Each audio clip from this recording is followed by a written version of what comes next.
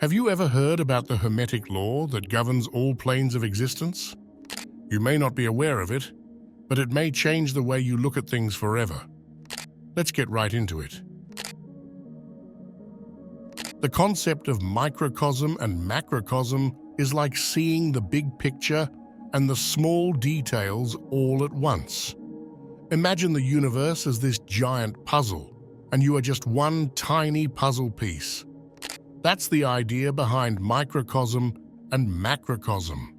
Microcosm is you, your inner world, your thoughts, feelings, and experiences.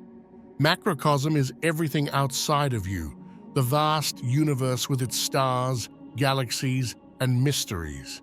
Think of it like this. You're a tiny reflection of the whole universe, and the universe reflects back on you. It's like a mirror, where what's inside reflects what's outside, and vice versa. This idea has been around for a long, long time. Ancient philosophers, like Pythagoras and Plato, thought about it way back when. They saw the world as this big, interconnected web, where everything is linked together in a grand design. So when we talk about microcosm and macrocosm, we're talking about how you fit into this grand design. You're not just a random speck in the universe, you're a part of something much bigger. It's like how a single cell is part of your body, and your body is part of a family, and your family is part of a community, and so on. Everything is connected in this beautiful, intricate way. So when we explore the concept of microcosm and macrocosm, we're exploring our place in the universe, our connection to everything around us. The principle of correspondence is like a key that unlocks the secrets of the universe. It's all about seeing patterns and connections between the big and the small. You know the saying, as above, so below? Well, that's the principle of correspondence in action. It means that what happens in the grand scheme of things up there in the cosmos is reflected in the tiny details down here in our lives. It's like how the movements of the planets affect the tides on Earth. Even though they're far away, they still have an impact on what happens here. So when we talk about the principle of correspondence, we're talking about finding those connections between the macrocosm and the microcosm. It's about understanding how the laws that govern the universe also apply to us on a personal level. For example, just like how the planets follow their orbits in the sky, we follow patterns in our own lives. There's a rhythm to everything, a natural order that we can tap into if we pay attention. By understanding this principle, we can gain insight into how the universe works and how we fit into the bigger picture. It's like seeing the world through a different lens, where everything is connected and nothing is random. When we apply the principle of correspondence to our lives, we start to see patterns emerge. We begin to understand why things happen the way they do, and how we can work with the flow of the universe rather than against it. Ancient philosophy is like the foundation of a great building, setting the stage for everything that comes after. In the world of microcosm and macrocosm, ancient Greek philosophers like Pythagoras and Plato laid the groundwork for understanding our place in the universe. Pythagoras was all about numbers and harmony.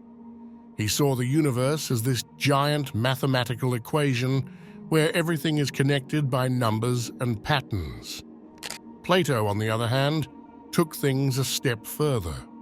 He believed that the universe had a soul, an intelligence that guided its movements. These ancient thinkers weren't just pondering abstract ideas. They were trying to make sense of the world around them. They looked up at the stars and wondered how they fit into the grand scheme of things. They studied nature and searched for clues about the underlying order of the universe. And what they found was pretty mind-blowing. They realized that the same principles that govern the heavens also applied here on Earth. It's like how the laws of physics work the same way whether you're on Earth or on the other side of the galaxy. Human understanding is like a light that shines on the mysteries of the universe, helping us make sense of it all. When we talk about microcosm and macrocosm, we're really talking about our place in the grand scheme of things. Philosophers like Plato and the Stoics were all about understanding the rational order of the universe. They saw the world as this perfectly ordered system where everything had its place and purpose. And they believed that humans had a role to play in this cosmic dance. Plato, for example, saw humans as these rational beings who could use their intellect to understand the workings of the universe. He believed that by aligning ourselves with the natural order of things, we could live better lives and find true happiness. The Stoics took things a step further. They believed that humans were like tiny cogs in the great machine of the universe, each playing a small but essential role. And they taught that by accepting our place in the grand scheme of things, we could find peace and contentment in our lives. These ideas may seem old-fashioned to us now, but they still hold a lot of wisdom. When we look at the world through the lens of microcosm and macrocosm, we see that everything is connected. We are not separate from the universe. We are a part of it. Political contexts are like the framework that shapes our societies. And when we talk about microcosm and macrocosm, we're talking about how these ideas influence the way we organize ourselves. Plato, the ancient Greek philosopher, had some pretty radical ideas about politics. He saw the ideal city-state as a reflection of the human soul, with each part playing a specific role. Just like how the body has different organs that work together, society should be organized in a way that promotes harmony and balance. This concept of the body politic, as Plato called it, had a big impact on later thinkers. Medieval and early modern political philosophers drew on Plato's ideas to develop their own theories about governance and society. They saw parallels between the way societies were structured and the way the human body was organized. Just as the body has a head that governs and limbs that carry out its commands, so too should society have leaders who guide and citizens who obey. Even today, we can see echoes of Plato's ideas in the way our governments are organized and the way power is distributed. Neoplatonic perspectives are like a continuation of Plato's ideas, taking them to new heights. When we talk about microcosm and macrocosm from a Neoplatonic point of view, we're delving deeper into the mysteries of the universe. Plotinus, a prominent Neoplatonist philosopher, expanded on Plato's ideas in some pretty interesting ways. He saw the universe as this divine emanation with everything coming from a single source. Just like how a ray of sunlight emanates from the sun, so too does the universe emanate from the divine. This idea of emanation had a big impact on Neoplatonic thought. It suggested that everything in the universe is connected, flowing from the same divine source. And it opened up new possibilities for understanding our place in the grand scheme of things.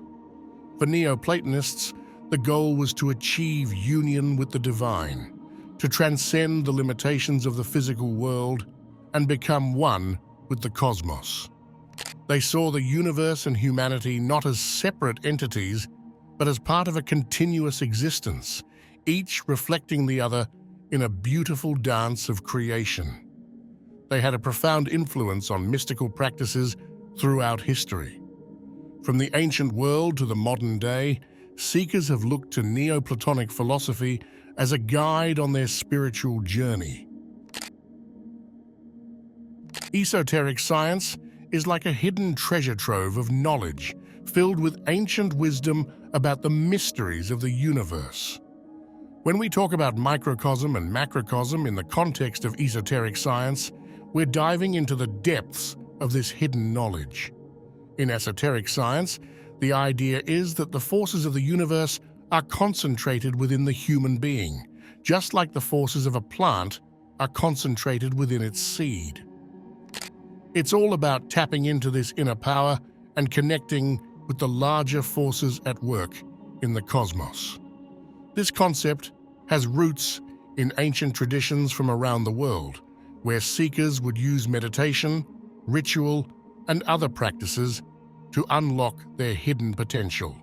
They believed that by understanding the microcosm within themselves, they could better understand the macrocosm outside of them. Esoteric science teaches us that we are not just passive observers of the universe, we are active participants in its unfolding. By tapping into our inner power, we can influence the world around us in profound ways. But this knowledge is not just about personal empowerment, it's also about recognizing our place in the grand scheme of things. Esoteric science teaches us that we are part of a vast, interconnected web of existence where everything is connected in a delicate balance. In Jewish philosophy, there's a deep-seated belief in the interconnectedness of all things, echoing the concept of microcosm and macrocosm. Throughout history, Jewish thinkers have explored the idea that there's a structural similarity between the human being and the cosmos as a whole. This belief is rooted in ancient texts and traditions, where scholars would study the mysteries of the universe and their own inner selves in search of deeper meaning. They saw the human being as a reflection of the divine, with each individual containing a spark of the cosmic fire. In Jewish philosophy, the microcosm-macrocosm analogy is often used to explain the relationship between humanity and the divine. Just as the universe is vast and interconnected, so too are we connected to something greater than ourselves. This idea has profound implications for how we understand our place in the world and our relationship to the divine.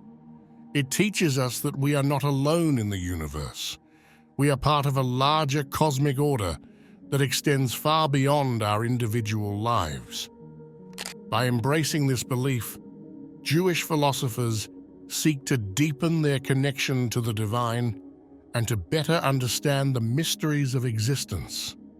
They see the microcosm within themselves as a reflection of the macrocosm outside of them, and they strive to align their lives with the divine will. In exploring the ancient Hermetic Law of microcosm and macrocosm, we uncover a profound truth about our place in the universe. From ancient Greek philosophers to Jewish scholars, from esoteric traditions to Neoplatonic thinkers, the concept resonates across cultures and time periods. Microcosm and macrocosm remind us that we are not separate from the universe. We are a part of it. They teach us that everything is connected in a grand tapestry of existence, where the laws that govern the cosmos also apply to our innermost selves. If you're still watching, I'd like to thank you for your attention. If you enjoyed the content and want to see more, please consider clicking the subscribe button. Your support is very appreciated. Feel free to share your experiences or thoughts in the comments below. Until next time, take care and subscribe for more insightful content.